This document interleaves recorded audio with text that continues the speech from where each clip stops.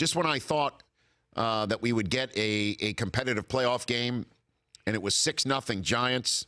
And the reason why it was 6-0 Giants, because of some drop passes in the first couple of possessions by two guys that were on a boat in South Florida last week. And I said it at the time, and I'll say it again here. I said it at the time that it won't matter if the Giants win. It just won't matter. What it does is put more pressure on them to perform, them being the guys who were on that boat. And after the game, after Odell Beckham, who had a catch for first down in the first drive, as did Victor Cruz, and then in the second drive, so did Sterling Shepard. So all three guys in the boat had chain-moving catches in the first couple of drives, but they all had, with the exception of Cruz, big-time drops. First one caused the Giants to punt instead of matriculating the ball down further the field. The second one cost them a couple of touchdowns. They had to settle for 3. Could have been 14-0 potentially, or 10-0. Even if Beckham had made his third down drop, even if he made that catch, could have led to 3 points. Now, maybe it wouldn't have mattered because Aaron Rodgers caught absolute fire. Dominique Rodgers-Cromartie went down in the first series with a thigh injury that had him only on special teams in the second half, where he was trying to do, I guess, whatever he could do. Maybe it didn't matter.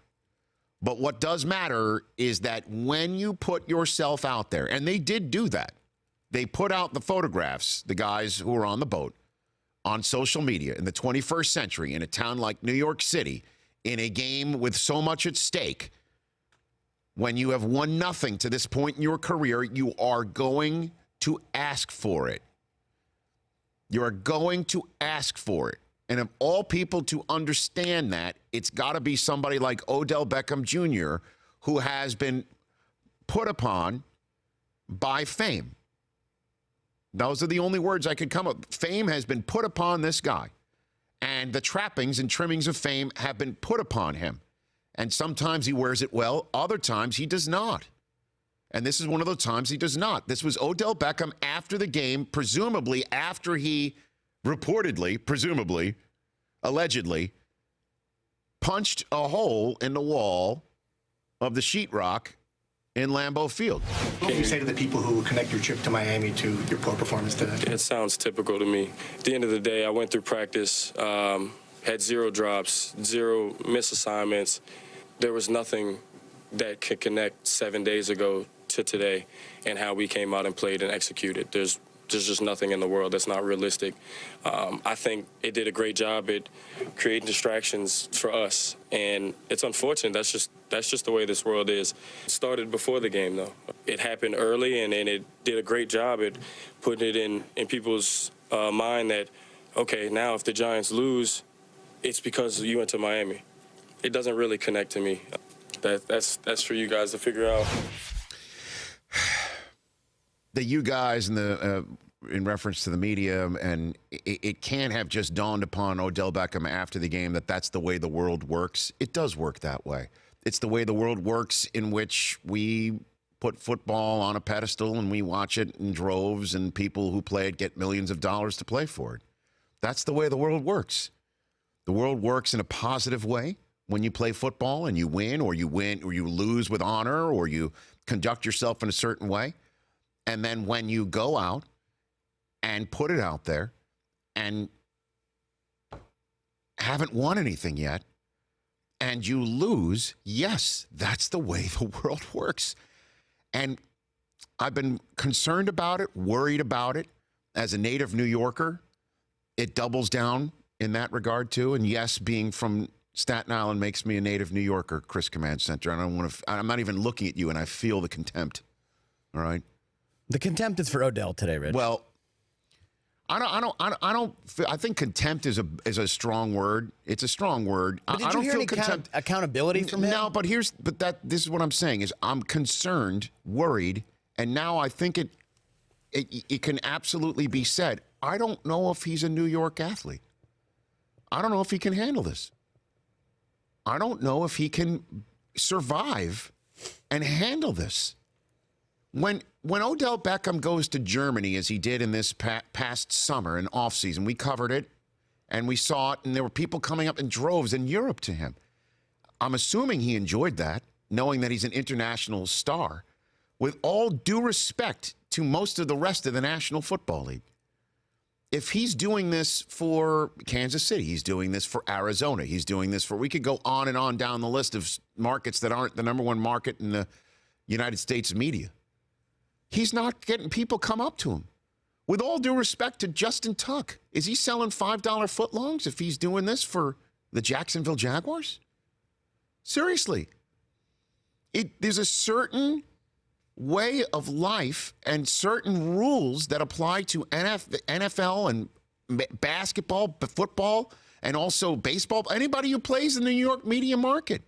In New England, Philadelphia, there are different rules. There really are. Washington, D.C. RG3 will tell you all about that.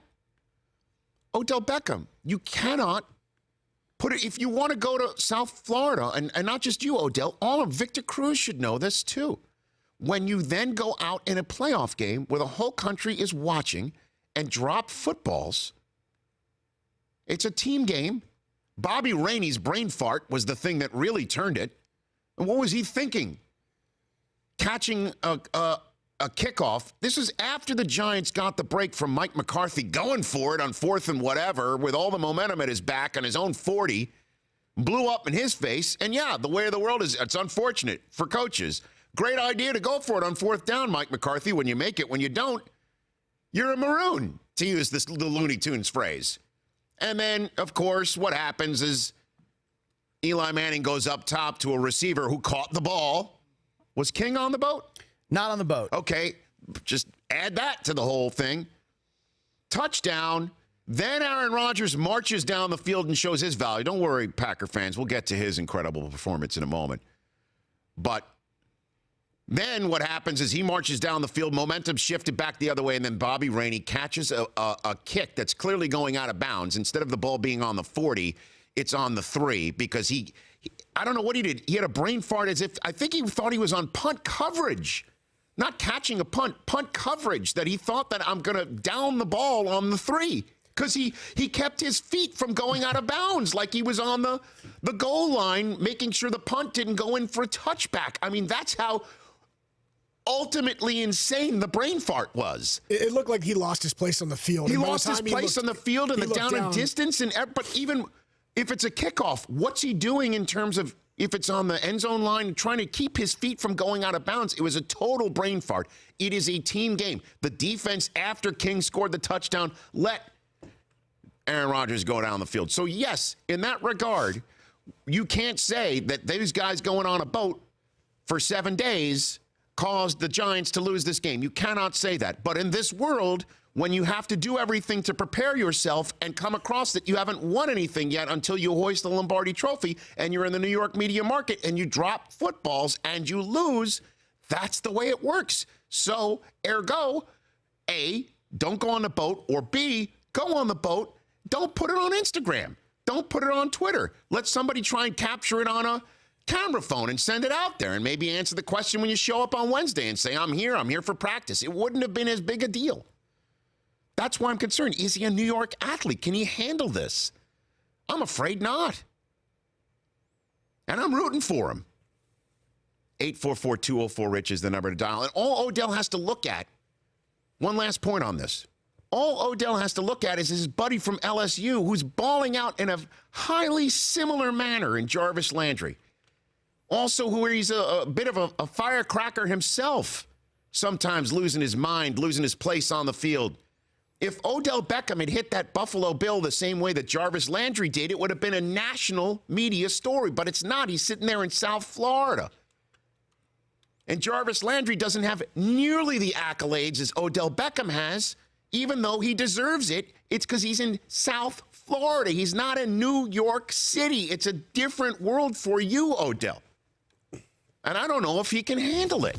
The Rich Eisen Show, weekdays at noon Eastern on Audience.